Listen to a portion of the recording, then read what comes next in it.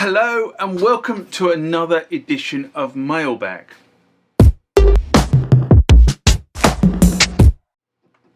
What is Mailbag? Well, Mailbag is a feature of the channel where you guys leave lots of comments on the channel and I attempt to answer those comments, or if I can't answer those comments, I throw it out to you guys who have more knowledge on some of this stuff than I do. So let's get into the first mailbag of this session. Remember, like, comment, subscribe to the channel. Go over to Instagram and follow me there. Go over to Facebook, follow me there. That's where the normal notices are. And consider becoming a Patreon.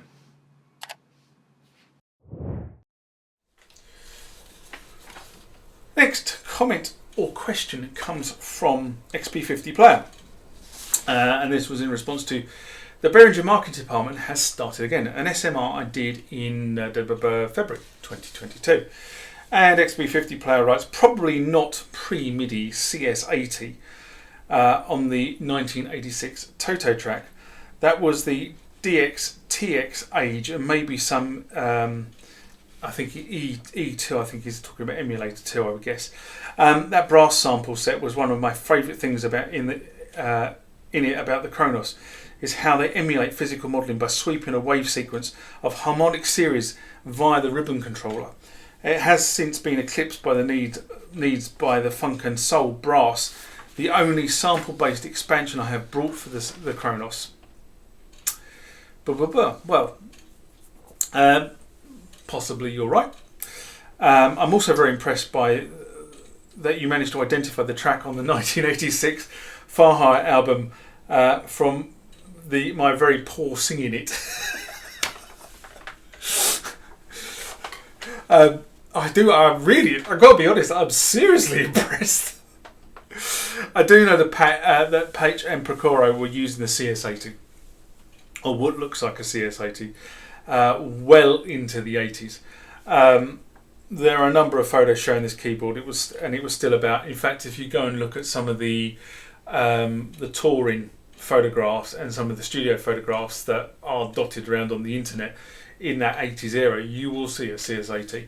I think it was being used as a board for writing and composing by Dave Patch, or Page, I get his name right, for quite a few years into that decade. Anyway.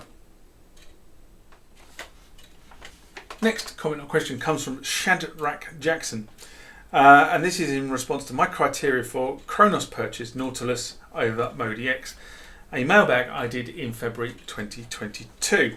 And Shadrach writes, thanks for the videos and all your expertise. Well, you're welcome. What do you think about the Korg M3 expanded 88 as compared to a KRONOS or a Nautilus, etc.? And also, when you power off the M3, do you lose the sequence, or does the M3 have internal memory which is able to save your songs? Do you lose... One more thing, what are the keyboard workstations that automatically save your work even when you power them off because they have internal memory? Thanks in advance for your time and help. Well, first thing, cards on table, never owned an M3. I nearly owned an M3. Funny enough, when I bought the Oasis, the guy was also selling an M3 and he hadn't put it on the internet at the time. And he turned around to me and said, did I want it? And I was kind of on the fence about it because, yeah. So I never bought it, is the long and the short of it. There was lots of exchanges, but I never actually bought it. The problem with the M3 was I guess you could say the last of the line of Korg workstations that kind of used the custom circuitry. And it was also released about the same time as the Oasis, which used this sort of standard computer motherboard and effectively set the pattern for what we now know as the KRONOS and the Nautilus. So the machine, as I understand it, was designed around the HD1 engine that was then incorporated into the Oasis. But I've never owned one of these machines. I understand that they were okay machines, but I don't believe it actually sold very well. I think a lot of Triton users whom the instrument was really aimed at kind of stayed with the Triton, with their existing rig as opposed to upgrading. And the other side of it, of course, was the fact that the Oasis was an $8,000 machine. So that probably deterred a lot of people moving to Oasis. So there wasn't enough of a leap to move to M3. There wasn't an Oasis was too expensive, so they kind of stayed where they were. And it probably is the reason why the Oasis didn't sell particularly well and the M3 didn't sell particularly well. But in terms of the specific questions you asked, basically if the M3 follows the form of previous keyboards, the sequence is backed up from an onboard battery. So you shouldn't lose anything in the memory as long as the battery is good. In terms of the M3 against the KRONOS, you're not comparing apples with apples. The KRONOS is based around a concept of multiple synth engines being layered on top of the sound. The M3 is based around a single synth engine, and the KRONOS in this form is just far more functional. And the final question, which keyboards save your work automatically? I would probably say most keyboards post 2000 that have the capabilities to manipulate sound, save sequences, sample, that sort of thing, have either a way of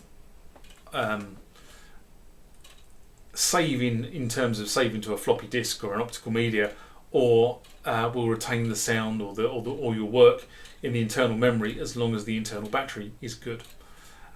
Which leads me on to another point, which is remember to change your batteries in your keyboards every 5 or so years. Otherwise, you could end up losing stuff. Anyway, Cheddar then writes back and says, I know a lot of the time reviewers will say about one keyboard or another that you'll need an SD card or something like that installed when you power off, which is kind of what I just said. Or else you basically lose everything.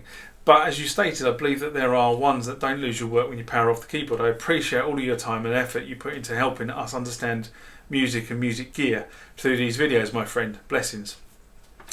Not a lot more I can add to that. Thank you very much for the feedback on the channel. It's always welcome. Beats the negative comments that I sometimes get about various bits and bobs, and those idiots that don't believe in being civil and constructive. Anyway, thank you very much.